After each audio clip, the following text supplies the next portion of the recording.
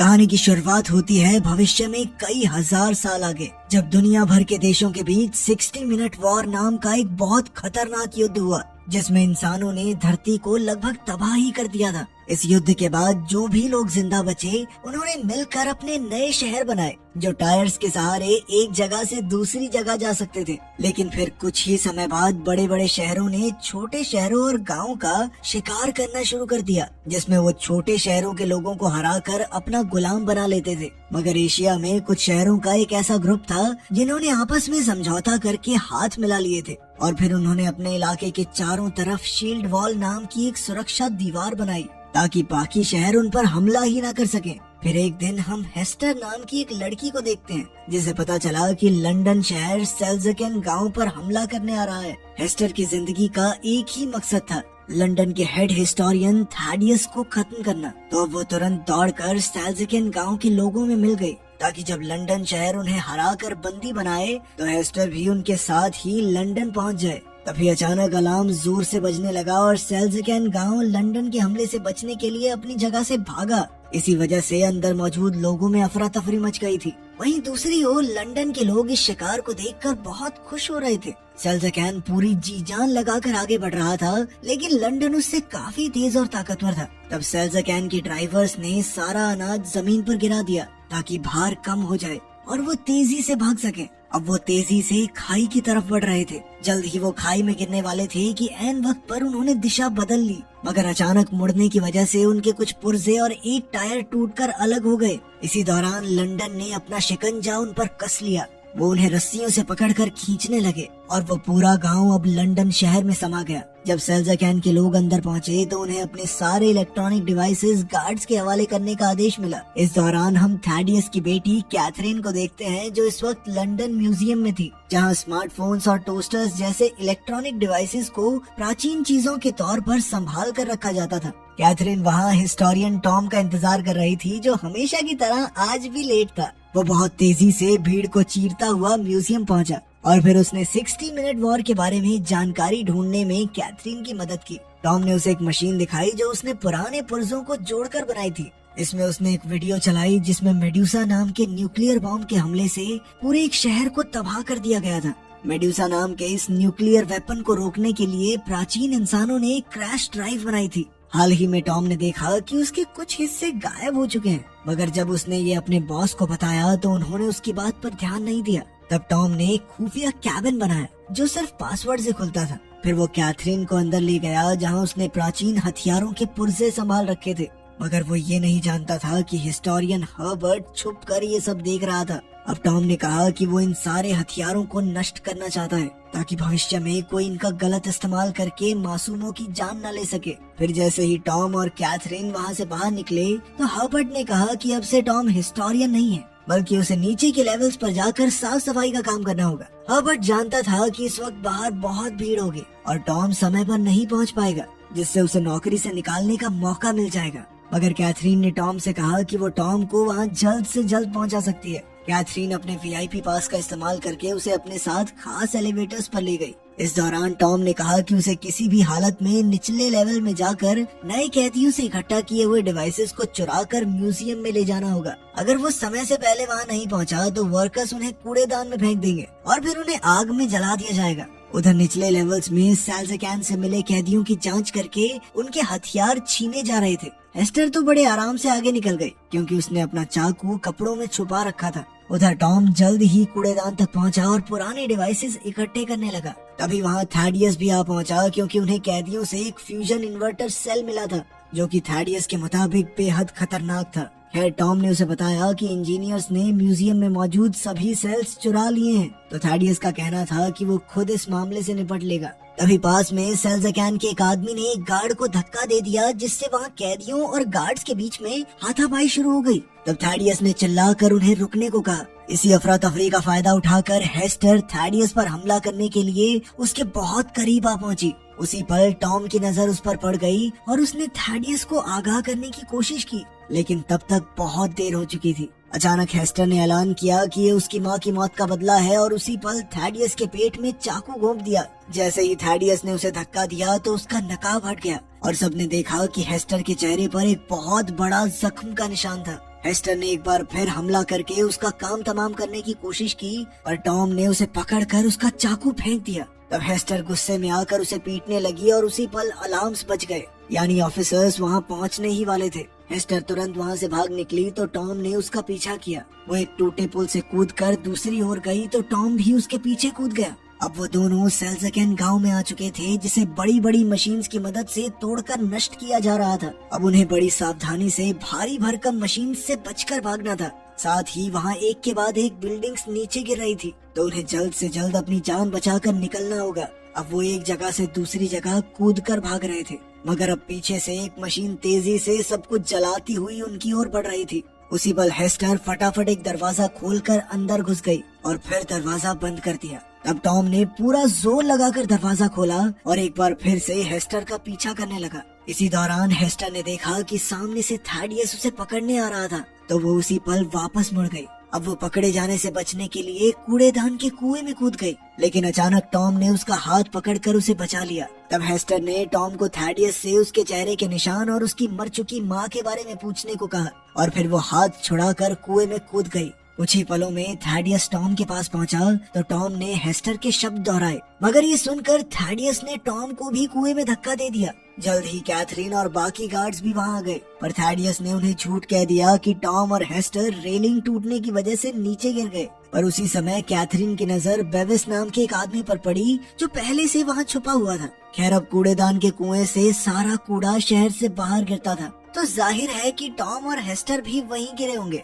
इसलिए उन्हें ढूंढने के लिए एरोप्लेन्स भेजे गए, मगर वो अपने मिशन में नाकामयाब रहे। असल में हेस्टर शहरों के चलने से बने ट्रैक पर छिपी हुई थी और उसने टॉम को पत्तों के नीचे छुपा दिया था। जब एरोप्लेन्स वापस चले गए तो उसने टॉम की जेब से पैसे और चाकू चुरा लिया। उसी समय टॉम को होश आ गया और वो हेस्टर का पीछा करने लगा, तो हेस्टर ने गुस्से में आकर उसे चाकू से धमकाया, मगर टॉम फिर भी नहीं रुका और उसने कहा कि इस वक्त साथ मिलकर आगे बढ़ने में ही उनकी भलाई है। वहीं दूसरी ओर लंदन में मेयर क्रूम ने थैडियस को खूब डांटा, क्योंकि वो अपने मकसद को अंजाम नहीं दे पा रहा था। अब थैडियस अपने सबसे बेहतरीन साइंटिस्ट के पास पहुंचा, जो इस वक्त उसके लिए खास हथियार तैयार कर रही थी, मगर उसके पास पुराने इलेक्ट्रिक डिवाइसेस की कमी थी, जिस वजह से उसका काम पूरा होने में कई हफ्ते और लगेंगे।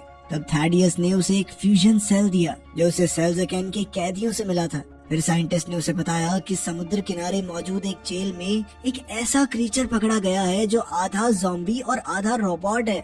वो एक खतरनाक शिकारी है जो हमेशा हेस्टर का नाम चिल्लाता रहता है। अब थैडियस उसी पल प्लेन में बैठकर समुद्र की ओर निकल पड़ा, जहाँ समुद्र के ऊपर लटक रही एक जेल में श्राइक नाम का वो जानवर बंद था। असल में श्राइक को हेस्टर की तलाश इसलिए थी क्योंकि हेस्टर ने एक वादा तोड़ा था, जिस वजह से श्राइक उसे मारना चाहता था। थैडियस भी हेस्टर का खात्मा चाहता था, इसलिए उसने अपने एयरप्लेन से हमला करके जेल की जंजीरें तोड़ डाली, ताकि जेल सीधा नीचे जा गिरे और श्राइक आजाद हो जाए। वहीं दूसरी ओर कैथरीन ने बेविस को ढूंढा और उससे पूछा कि आखिर हेस्टर और टॉम के साथ सच में क्या हुआ था। तब बेविस ने खुलासा किया कि थैडियस ने उन दोनों को नीचे धकेलकर मारने की कोशिश की थी। बेविस ने कहा कि कैथेड्रल में कोई एनर्जी प्रोजेक्ट नहीं चल रहा, बल्कि उसकी आड़ में किसी बड़ी साजिश की तैयारी चल रही है, लेकिन वो खुद सच तक नहीं पहुंच पाया क्योंकि कैथेड्रल के गार्ड्स उसे अंदर नहीं जाने देते थे। अब कैथरीन ने उसकी मदद करने का फैसला किया। उधर हेस्टर और टॉम आगे बढ़ रहे थे, तो हेस्टर ने उसे जिंदा रहने के लिए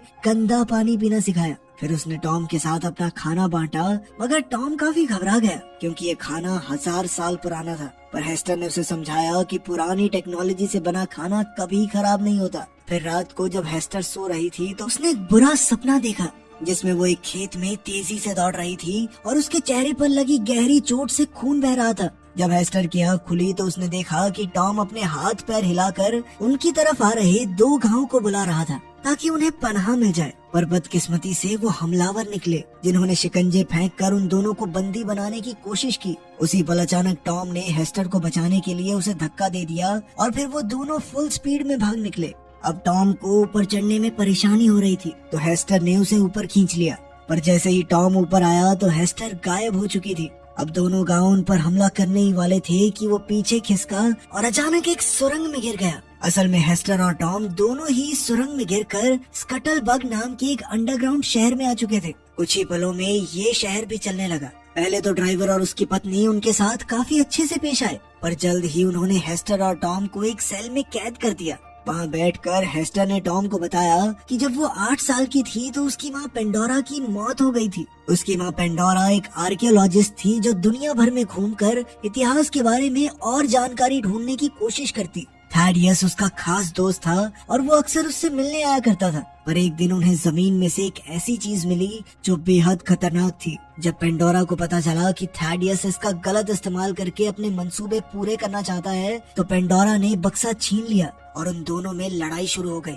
इस हाथापाई में थैडियस के हाथ से एक लैंप छूट गया, जिससे पूरे घर में आग लग गई। तब पेंडोरा ने हेस्टर को एक नेकलेस दिया और हमेशा इसे अपने पास संभाल कर रखने को कहा, पर तभी अचानक थैडियस ने उसके पेट में चाकू घोंप दिया। हेस्टर ने अपनी माँ को बचाने की कोशिश की, पर थैडियस ने उस पर भी चाकू से वार कर दिया, जिससे उसके चेहरे से खून बह चला। तब हेस्टर अपनी जान बचाकर वहाँ से भाग निकली और थैडियस उस खतरनाक डिब्बे को चुरा कर ले गया। कहानी सुनने के बाद टॉम ने हेस्टर से उसका चाकू मांगा और जमीन पर मौजूद एक पेंच निकाल कर एक फट्टा खोल दिया। अब वो यहाँ से कूदकर अपनी जान बचा सकते थे, मगर हेस्टर की टांग में चोट लगी थी और वो इतनी नीचे नहीं कूद सकती थी, इसलिए उसने टॉम को अकेले कूद जाने को कहा। मगर टॉम ने उसे अकेला छोड़कर जाने से साफ मना कर दिया और वापस से वो फट्टा बंद कर दिया। इसके बाद वो ड्राइवर और उसकी पत्नी उन्हें एक और गांव में ले गए, जहां वो उन्हें गुलाम के तौर पर बेचने वाले थे। जब बोली लगनी शुरू हुई तो एना नाम की मशहूर विद्रोही ने कहा कि वो हेस्टर को खरीदेगी,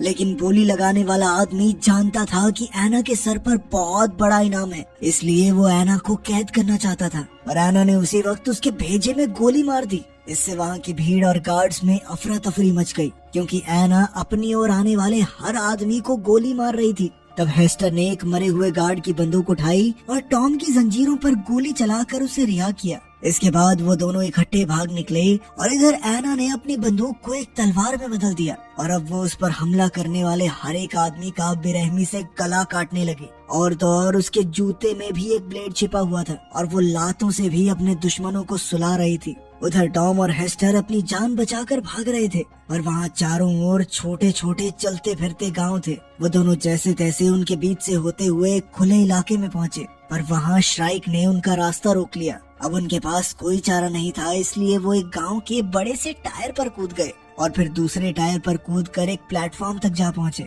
मगर श्राइक भी आसानी से उन तक आ पहुँचा, लेकिन इससे पहले कि वो हेस्टर पर हमला करता, एना अपना एयरक्राफ्ट लेकर वहाँ आ पहुँची और श्राइक पर गोलियां चला दी। जल्द ही हेस्टर उसके एयरक्राफ्ट पर चढ़ गई तो एना टॉम को लिए बिना ही वहाँ से निकल पड़ी, मगर हेस्टर उसे मुसीबत में अकेला छोड़ने वाली नहीं थी, इसलिए उसने टॉम की ओर एक रस्सी फेंकी और टॉम उसके जरिए प्लेन की ओर चढ़ने लगा। लेकिन पीछे से श्राइक भी रस्सी पकड़कर ऊपर आ रहा था। अब एना ने हेस्टर को एक ब्लेड देकर रस्सी काटने को कहा, मगर हेस्टर ने चाकू टॉम की ओर फेंक दिया, जिससे टॉम ने रस्सी काट दी और श्राइक नीचे गिर गया। जब वो थोड़ी दूर निकल गए तो एना ने प्लेन को ऑटो पायलट मोड में छोड़कर हेस्टर के जख्म ठीक किए। एना ने कहा कि मैं तुम्हारी माँ पेंडोरा को जानती थी और उसकी मौत के बाद से ही वो हेस्टर की तलाश कर रही थी। एना को समझ नहीं आ रहा था कि हेस्टर ने इतने साल अकेले कैसे गुजारा किया। तब टॉम को एहसास हुआ कि श्राइक ने उसे पाल पोस कर बड़ा किया है। ये सुनते ही हेस्टर गुस्से से आग बबूला हो गई, क्योंकि उसका राज बाहर आ गया था। पर बाद में उसने अपनी कहानी बताने का फैसला किया। अपनी माँ की मौत के बाद हेस्टर अकेली दर बदर भटक रही थी और आखिरकार वो बेहोश हो गई। तब वो श्राइक से मिली तो श्राइक ने उसे पनाह दी, पर साथ ही उसका नेकलेस भी ले लिया। उसकी गाड़ी में कई सारी डरावनी डॉल्स थी, तो हेस्टर ने हिसाब लगाया कि श्राइक शायद खुद को ढूंढने की कोशिश कर रहा है, क्योंकि उसने श्राइक के इंसानी रूप की तस्वीर देखी थी। यार अब श्राइक चाहता था कि हेस्टर भी उसकी तरह लोगों को अगवा करे, और हेस्टर ने उससे वादा भी किया कि वो दोनों मिलकर ये काम करेंगे। पर एक दिन जब हेस्टर को पता चला कि लंदन उनके करीब आ रहा है और उसमें थैडियस मौजूद है, तो वो श्राइक को बिना बताए घर से भाग निकली। उसी दिन के बाद से श्राइक हाथ धोकर हेस्टर को ढूंढ रहा है। खैर कुछ घंटों बाद एना का एयरक्राफ्ट एयर हेवन में पहुंचा, जो कि आसमान में बना एक शहर था। यहाँ सरकार से नफरत करने वाले सभी विद्रोहियों ने मिलकर एंटी ट्रैक्शन लीग बनाई थी। तब एना ने उन्हें बताया कि पेंडोरा ने कोई रहस्यमयी सच पता लगा लिया था। इस वजह से उसने एना से कहा कि अगर उसे कुछ भी हो जाए तो उसे हेस्टर का ख्याल रखना होगा, क्योंकि सिर्फ वही थैडियस को रोक सकती है। बेचारी हेस्टर को ये याद नहीं था कि आखिर उसकी माँ को ऐसा कौन सा खुफिया सच पता चल गया था। पर जब बाकी विद्रोही मिलकर बातें कर रहे थे कि थैडियस फ्यूजन सेल्स इकट्ठा कर रहा है, तो टॉम ने एक अजीबोगरीब निशान बनाया और हेस्टर उसे देखते ही पहचान गई। टॉम ने बताया कि उस रहस्यमयी डिब्बे में एक बेहद ताकतवर क्वांटम एनर्जी बॉम्ब है। फिर एना ने कहा कि हो न हो थैडियस इस बॉम्ब की मदद से एशिया के चारों ओर बनी शील्ड वॉल गिराना चाहता है। वहीं दूसरी ओर लंदन में हर्बर्ट थैडियस के पास गया और उसे बताया कि कुछ पुराने डिवाइसेस उसके हाथ लगे हैं। उधर कैथरीन और बेवेस म्यूजियम के डायरेक्टर से मिले तो पता चला कि इंजीनियर्स ने टॉम के खुफिया कैबिन में घुसकर उसके सारे पुराने डिवाइसेस चुरा लिए थे। फिर डायरेक्टर ने उन्हें खुफिया दीवार दिखाई जिसके अंदर हजारों सीढ़ियां थी। जाहिर था कि इन्हें चढ़ना बेहद मुश्किल होगा, मगर ये सीधा उन्हें कैथीड्रल के अंदर पहुंचा देंगे। आखिरकार कुछ समय बाद वो दोनों इन सीढ़ियों के जरिए कैथेड्रल तक पहुंच ही गए और तब उन्होंने अपनी आंखों के सामने जो देखा उससे उनके पैरों तले जमीन खिसक गई। उन्होंने देखा कि थैडियस ने म्यूजियम से चुराए डिवाइसेस और पेंडोरा के रहस्यमयी बक्से के जरिए अपना सुपर वेपन तैयार कर लिया था। इसका नाम मेडुसा था, जैसा कि कैथरीन ने टॉम के वीडियो में देखा था। और उसी समय मेजर क्रोम गुस्से से भरा हुआ कैथीड्रल में पहुंच गया क्योंकि थैडियस ने लंदन को पूर्व दिशा की तरफ मोड़ दिया था। तभी अचानक उसकी नजर मेडुसा पर पड़ी तो उसका गुस्सा सर चढ़ गया क्योंकि थैडियस एशिया के साथ महायुद्ध करना चाहता था जिससे चारों ओर तबाही के सिवा और कुछ नहीं हासिल होगा। क्रोम ने उसे इतिहास से कुछ सीखने को कहा और फिर उसने इंजीनियर्स को मेडुसा को बंद करने का हुक्म दिया, पर किसी ने उसकी बात पर ध्यान नहीं दिया। तभी अचानक थैडियस ने उस पर गोली चलाकर उसे बेरहमी से मार डाला। इधर कैथरीन वहीं छिपी हुई थी तो उसे अपने पिता की असलियत का एहसास हुआ। जल्द ही एयर हेवन में विद्रोहियों को खबर मिली कि लंदन पूर्व दिशा की ओर बढ़ रहा है। तभी अचानक बिजली चली गई और उन्हें बाहर से चिल्लाने की आवाज सुनाई दी। उसी पर श्राइक जबरदस्ती कमरे के अंदर घुस आया। विद्रोहियों ने उस पर पलटवार किया मगर इन हमलों से कोई फर्क नहीं पड़ा। इसके बाद उन्होंने श्राइक पर ब्लेड से हमला किया, पर श्राइक एक के बाद एक उनके साथियों को मौत के घाट उतार रहा था। तभी अचानक वहाँ एक जबरदस्त धमाका हुआ और शहर में आग लग गई। अब वो कुछ ही समय में पूरी तरह नष्ट होने वाला था। जल्द ही सभी लोग एयरक्राफ्ट में बैठकर अपनी जान बचाकर भागने लगे तो हेस्टर और टॉम भी स्पेसक्राफ्ट ढूंढने लगे। इधर एना और बाकी विद्रोही तलवारों और कुल्हाड़ियों से श्राइक का मुकाबला कर रहे थे, लेकिन इतनी कोशिशों के बाद भी श्राइक का कोई बाल तक नहीं उखाड़ पाया था। उसी पल अचानक एना ने अपने जूते पर लगे ब्लेड से श्राइक की छाती पर जबरदस्त वार कर दिया जिससे उसे थोड़ी चोट तो लगी। फिर विद्रोहियों ने उसकी तरफ एक बॉम्ब फेंका जो सीधा उसकी टांग पर जा लगा। बम धमाका होते ही जमीन में छेद हो गया जिससे श्राइक नीचे जा गिरा, मगर वो ये नहीं जानते थे कि श्राइक वहीं लोहे की रॉड्स के सहारे लटका हुआ था। वहीं टॉम और हेस्टर एना के एयरक्राफ्ट तक पहुंचने ही वाले थे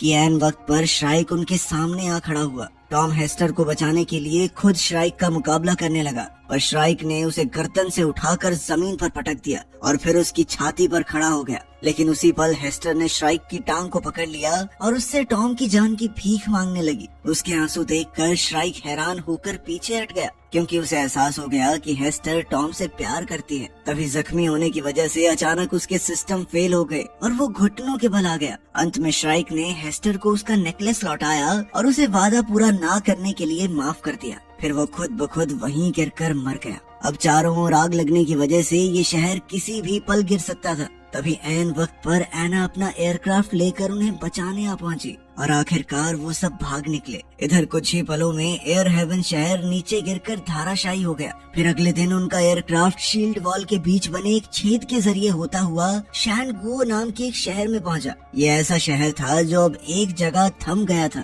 और बाकी शहरों की तरह इधर उधर नहीं जाता था। अब वो तीनों जल्द ही गवर्नर क्वान से मिले और उसे खबर दी कि लंदन उनकी ओर तेजी से बढ़ रहा है। एना ने कहा कि उन्हें पहले हमला बोल देना चाहिए, मगर टॉम इससे सहमत नहीं था क्योंकि लंदन को तबाह करने से वहाँ रहने वाले आम लोग भी मारे जाएंगे। क्वान भी उससे सहमत था, मगर अब उनके पास दूसरा क्या चारा था। अगर युद्ध हुआ तो या तो लंदन शहर बचेगा या फिर शैनगुओ। अब शहर में युद्ध का डंका बज चुका था और सभी लोग लंदन का सामना करने के लिए एकजुट हो गए। फिर शाम को हम देखते हैं कि लंदन शील्ड वॉल के काफी करीब आ चुका था। जल्द ही थैडियस ने मेडुसा को एक्टिवेट कर दिया और इधर से एना ने उनके मुकाबले के लिए कई एयरक्राफ्ट शील्ड वॉल से बाहर भेजे। वहीं दूसरी ओर हेस्टर को शहर में मेडुसा की कहानी की तस्वीर दिखाई दी तो अचानक उसे अपने नेकलेस का ख्याल आया। आखिरकार उसने अपना नेकलेस खोला तो उसमें क्रैश ड्राइव मिली तो उसने तुरंत इसके बारे में टॉम को बताया। उधर मेड्यूसा ने पहली बार चार्ज होकर शील्ड वॉल पर अपनी एनर्जी बीम से पहला जबरदस्त वार किया। इस धमाके में सैकड़ों एयरक्राफ्ट्स, तोपें तबाह हो गई और हजारों लोगों की जान चली गई। इसके साथ शील्ड वॉल को भी भारी नुकसान हुआ और वहाँ जानलेवा आग लग गई। चारों ओर से बिल्डिंग्स और मलबा गिर रहा था, जिसमें और भी लोग मारे जा रहे थे। इधर लंदन के आम लोग खूब तालियां बजा रहे थे। अब एक हमले के बाद मेड्यूसा हथियार को कुछ मिनट चार्ज होने की जरूरत थी। हेस्टर और टॉम ने एना को बताया कि उन्हें खुद लंदन जाना होगा ताकि वो क्रैश ड्राइव की मदद से मेड्यूसा हथियार को बंद कर सके। अब एना उन्हें वहाँ ले जाने को तैयार हो गई और बाकी विद्रोहियों ने उन्हें चारों ओर से सुरक्षा देने का फैसला किया। जैसे ही वो लंदन के करीब पहुँचे तो थैडियस ने एक बार फिर से मेड्यूसा से हमला कर दिया। एना और उसके साथी अपने एयरक्राफ्ट्स मोड़कर बच गए, मगर फिर भी उसकी ऊर्जा से उन्हें काफी नुकसान हुआ। इसके बाद विद्रोहियों ने अपने एयरक्राफ्ट से दुश्मनों का ध्यान भटकाया और इधर एना चुपके से अंधेरे से होती हुई आगे बढ़ रही थी। अब लंदन ने उस पर धुआंधार गोलियां बरसाई तो विद्रोहियों ने भी वैसा ही किया, जिससे लंदन की कुछ बिल्डिंग्स गिर गई और भीड़ में हंगामा हो गया। जल्द ही एक रोशनी ने एना को ढूंढ लिया तो एक विद्रोही उस रोशनी को खत्म करने के लिए आगे आया, मगर इससे पहले वो खुद जानलेवा हमले का शिकार हो गया। इसके बाद बाकी विद्रोहियों ने सभी हमलावरों का सामना किया ताकि एना सुरक्षित कैथीड्रल तक पहुंच सके, मगर इस तरह वो सभी लंदन की फौज की नजर में आ गए और जल्द ही लंदन की फौज ने उन पर धावा बोल दिया और अफसोस वो सभी अपनी जान गंवा बैठे। खैर एना ने जैसे तैसे हेस्टर को कैथीड्रल तक पहुंचाया और सभी गार्ड्स पर गोलियां चलाकर उन्हें मार डाला। फिर वो एयरक्राफ्ट की जिम्मेदारी टॉम को सौंपकर खुद कैथीड्रल की छत पर कूद गई। उधर थैडियस एक बार फिर मेड्यूसा से हमला करने वाला था कि एना ने अंदर जाते ही उस पर गोली चला दी, मगर एक गार्ड ने अपने सीने पर गोली खाकर थैडियस को बचा लिया। इसके बाद कंप्यूटर ने उन्हें सावधान किया कि सिस्टम बहुत गर्म हो चुका है, तो सभी इंजीनियर्स डर कर भाग निकले। उधर हेस्टर भी आसानी से अंदर घुस आई। इधर थैडियस एना पर गोलियां चला रहा था और कुछ देर बाद वो दोनों ब्लेड से एक दूसरे पर हमला करने लगे। पहले तो दोनों एक दूसरे को बराबर की टक्कर दे रहे थे, पर अचानक एना की नजर हेस्टर पर पड़ी जो कंप्यूटर में क्रैश ड्राइव इंस्टॉल कर रही थी